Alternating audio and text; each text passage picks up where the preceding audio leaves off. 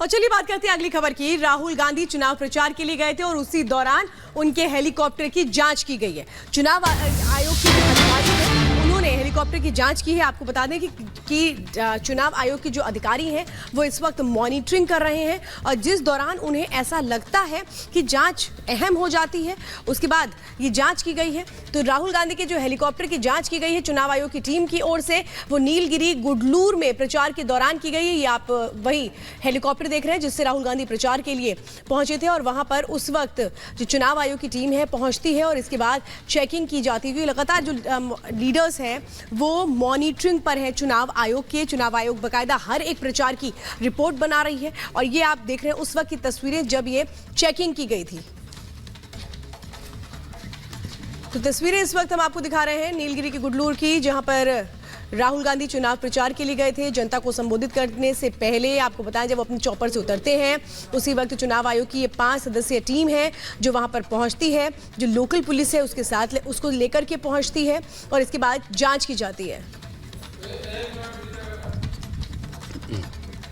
तो राहुल गांधी देखिए किस तरह से जब चुनाव प्रचार के लिए उतरते हैं हाथ हिलाते हुए आगे बढ़ते हैं। जैसे वो हेलीकॉप्टर से उतरते हैं उसके बाद वहां पर चुनाव आयोग की टीम पहुंचती है और इसके बाद जांच की जाती है।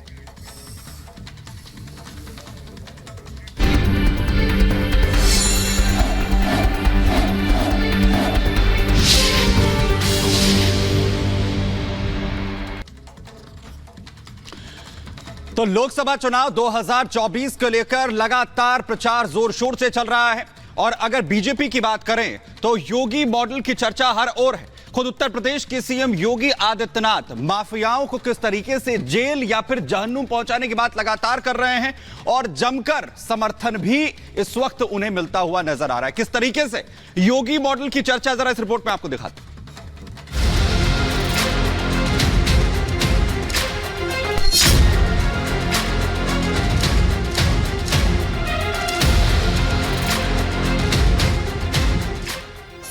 योगी की चुनावी हुंकार। दंगा करते हैं तो तुरंत पकड़ करके उल्टा लटका कर नीचे मिर्च का झोंका लगा दिया जाता है कि हमेशा के लिए भूल जाए। माफिया पर पड़ रही कानून की मार। जेल में या जहन्नुम में बदमाशों की सीट फिक्स। उत्तर प्रदेश के मुख्यमंत्री योगी आदित्यनाथ चुनावी मंचों से अपराधियों को खुली चुनौती दे रहे हैं। योगी जहां कानून के शिकंजे में फंसे माफिया और बदमाशों का उदाहरण दे रहे हैं तो दंगा करने वालों का हश्र भी लोगों को बता रहे हैं। उत्तराखंड की धरती पर चुनावी रैली को संबोधित करते हुए योगी आदित्यनाथ ने हाल फिलहाल में यूपी में अपराधियों के खात्मे की कहानी सुनाई। हरिद्वार लोकसभा सीट के लिए रुड़की में सभा करते हुए योगी आदित्यनाथ ने कहा कि कानून के खौफ से बदमाशों का राम नाम सत्य हो गया है। अब तक बेटी और व्यापारी की सुरक्षा 17 के पहले यूपी में खतरे में थी, लेकिन 17 में जब आए हमने कहा देखो सुधर जाओ भाई, सुधरोगे नहीं तो गफलत में मत रहना कि जेल जाएंगे, जेल के पहले जहन्नुम पहुंचा देंगे। और बहनों और भाइयों आपने देखा होगा यानी कुछ तो भाई जो आम श्रद्धालु है उसके लिए भगवान राम का मंदिर है, उसके लिए जय श्री राम, लेकिन जो कानून को नहीं मानेगा उसका राम नाम सत्य है भी तय है। और आपने देखा होगा ना कैसे हो गया, कुछ तो राम नाम सत्य हो गए और कुछ स्वयं ही अपनी मौत ही मर रहे हैं। दरअसल जब से लोकसभा चुनाव का प्रचार चल रहा है मुख्यमंत्री योगी बदमाशों के खिलाफ जमकर आग उगल रहे हैं। वेस्ट यूपी में जब भी योगी की रैली होती है योगी अपराधियों को कानून के सामने उनकी हैसियत दिखाने में कोई कोर कसर नहीं छोड़ते। कैराना में योगी आदित्यनाथ ने कहा कि दंगाइयों को उनकी सरकार ने उल्टा लटका दिया है। पहले माफिया सिर चढ़ करके बोलते थे। कैसे माफिया सिर चढ़ करके बोलते थे? छोटी छोटी बात को ले दंगा होता था। आज देख रहे होगे दंगा करने वाले भूल ही गए दंगा भी कभी होता था। उल्टा लटका दिया जाता है उनको। दंगा करते हैं तो तुरंत पकड़ करके उल्टा लटका कर नीचे मिर्च का झोंका लगा दिया जाता है कि हमेशा के लिए भूल जाए। और अगर किसी निर्दोष व्यापारी और बेटी के साथ कोई दुर्व्यवहार करता है तो बहनों और भाइयों, उस समय उसकी क्या दुर्गति की जाती है, ये भी आपने देखा होगा। बीजेपी के लिए चुनाव प्रचार करते हुए योगी आदित्यनाथ फुल फॉर्म में हैं। योगी अपने सरकार के विकास के कामों की गिनती कराते हैं, लेकिन उनके भाषण का अंत कानून व्यवस्था को लेकर उनके कड़े रुख पर ही होता है। उत्तराखंड के हल्द्वानी में भी योगी आदित्यनाथ ने कहा, अब नो कर्फ्यू, नो दंगा, सब चंगा। एक तरफ पिछली सरकारें कर्फ्यू लगाती थी, दंगा पॉलिसी के लिए कुख्यात थी। आपने दूसरी तरफ देखा होगा, पिछले आपने देखा होगा यूपी में पिछले 7 वर्ष में कोई दंगा नहीं हुआ। दंगा करने वाले दंगा भूल गए, क्योंकि उन्हें मालूम है दंगा करेंगे तो दंगाइयों को मालूम है दंगा करेंगे तो उल्टा टंगवा दिए जाएंगे।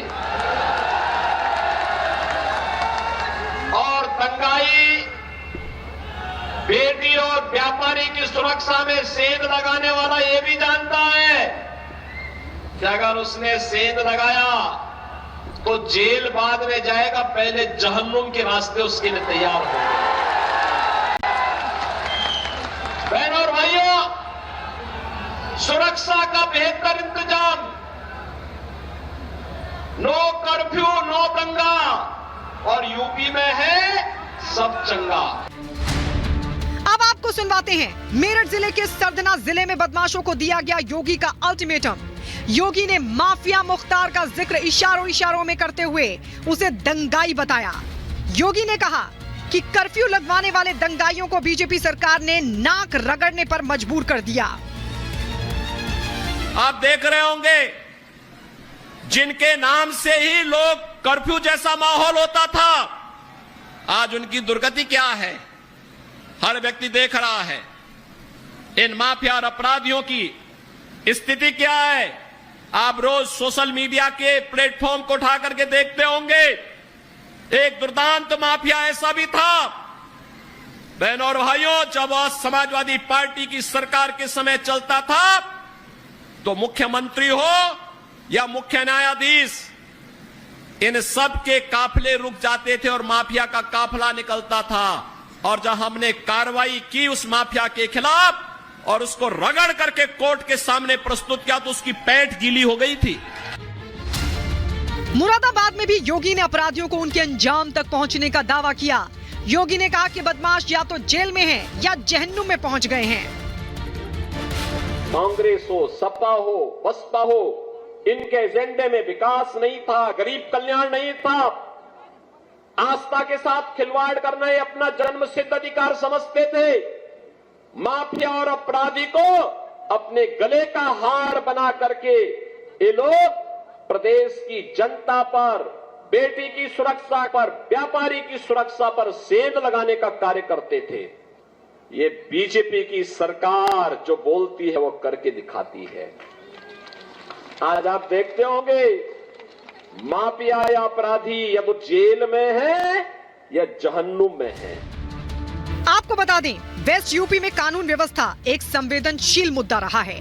बीजेपी का आरोप है कि एसपी बीएसपी की सरकारों ने बदमाशों को संरक्षण दिया था, लेकिन योगी सरकार बनते ही ऐसे अपराधियों को कानून के शिकंजे में लाया जा रहा है। योगी सरकार अपनी इस उपलब्धि को लोकसभा चुनावों में भुनाने की कोशिश कर रही है, तो खुले मंच से अपराधियों को भी सुधर जाने की चेतावनी दे रही है। Bureau report, Republic Bharat.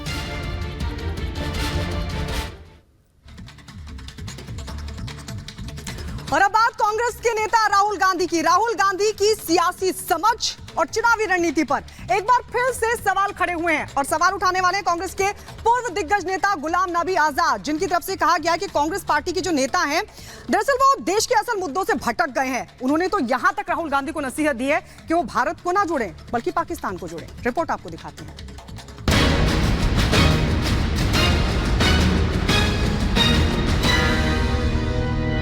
Rahul Gandhi पर भड़के गुलाम नबी, भारत जोड़ो यात्रा पर ही उठाए सवाल। भारत नहीं, पहले पाकिस्तान को जोड़े राहुल।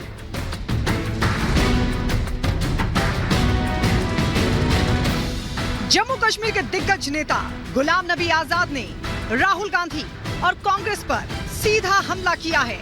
आजाद ने राहुल और कांग्रेस की सियासी और चुनावी समझ पर ही सवाल उठा दिए हैं। राहुल गांधी की न्याय यात्रा को निरर्थक बताते हुए आजाद ने दावा किया कि राहुल देश के असल मुद्दों से अनजान हैं, इसीलिए देश जोड़ने के लिए उन्होंने यात्रा निकाल ली। जम्मू कश्मीर में एक रैली को संबोधित करते हुए गुलाम नबी आजाद ने राहुल गांधी को जमकर खरी खोटी सुनाई। आजाद ने कहा कि भारत तो 70 साल पहले ही जुड़ चुका है, लेकिन राहुल गांधी को नहीं पता है कि नेहरू और पटेल भारत को काफी पहले ही जोड़ चुके हैं। गुलाम नबी आजाद ने कहा कि कांग्रेस के पास अब कोई सोच नहीं बची है, इसलिए पार्टी देश के असल मुद्दों को पकड़ ही नहीं पा रही है।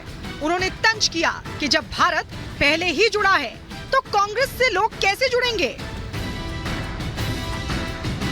नहीं कहा भारत जोड़, और भारत तो जोड़ गया है सरदार पटेल और नेहरू ने 1947 में। तुम पैदा नहीं हुए, तुम जरा हिस्ट्री पढ़ो, तुम सोचो अभी भारत जुड़ा ही है। भारत तो कब का, सिर्फ 75 साल में जुड़े हुए। जिस आदमी को ये भी नहीं मालूम है कि भारत जुड़ गया है 75 साल, और वो आज 75 साल के बाद यात्रा निकलना है, उसमें तो वो ही जुड़ेंगे, क्योंकि दुनिया इतनी पागल नहीं है कि वो सोचेंगे भारत जुड़ा नहीं। गुलाम नबी आजाद पहले भी कांग्रेस की रणनीति पर सवाल उठा चुके हैं। अपनी चुनावी रैली में बोलते हुए आजाद ने राहुल गांधी पर तंज भी किए। आजाद ने कहा कि पाकिस्तान टूट चुका है, अगर उन्हें जोड़ना ही था तो वो पहले पाकिस्तान और बांग्लादेश को आपस में जोड़ दें। कौन सा हिस्सा हमारे हिंदुस्तान का टूट गया? पाकिस्तान का टूट गया। वहां जाओ लोग, बांग्लादेश और पाकिस्तान, यहां तो कोई टूटा नहीं, यहां तो सब जुड़े हैं, कश्मीर से कन्याकुमारी तक। तो जिनको मुद्दा नहीं मालूम कि देश का मुद्दा क्या है, देश का मुद्दा महंगाई है, देश का मुद्दा बेकारी है, देश का मुद्दा बेरोजगारी है। राहुल गांधी पर हुए इस हमले से कांग्रेस तिलमिला गई है। कांग्रेस ने भी आजाद पर जबरदस्त पलटवार किया है। कांग्रेस नेता उदित राज ने कहा कि खुद गुलाम नबी आजाद की सारी सियासत कांग्रेस के भरोसे रही है। जनता से दूर रहने वाले आजाद जैसे नेताओं को जनता खुद जवाब देगी। गुलाम नबी आजाद को भी ये भी नहीं पता है कि या होगा कि जो पार्टी बनाई वो जुड़ी नहीं है, टूट गई है, नाम है। तो उनको चूँकि कांग्रेस लगातार राज्यसभा भेजती रही है, कोई मेहनत और मशक्कत से जीत के तो आते नहीं थे। आपको बता दें कि गुलाम नबी आजाद ने अपनी उपेक्षा की वजह से कांग्रेस छोड़ दी थी। पार्टी छोड़ते वक्त आजाद ने दावा किया था कि कांग्रेस पूरी तरह से जनता से कट चुकी है और उसका शीर्ष नेतृत्व चाटुकारों से घिरा हुआ है। अब आजाद अपनी पार्टी बनाकर जम्मू कश्मीर में चुनाव लड़ रहे हैं। जम्मू कश्मीर में उनका मुकाबला उनकी पुरानी पार्टी कांग्रेस से भी है, इसीलिए कांग्रेस और उनके नेताओं के खिलाफ आजाद मोर्चा खोले हुए हैं। Bureau report, Republic Bharat.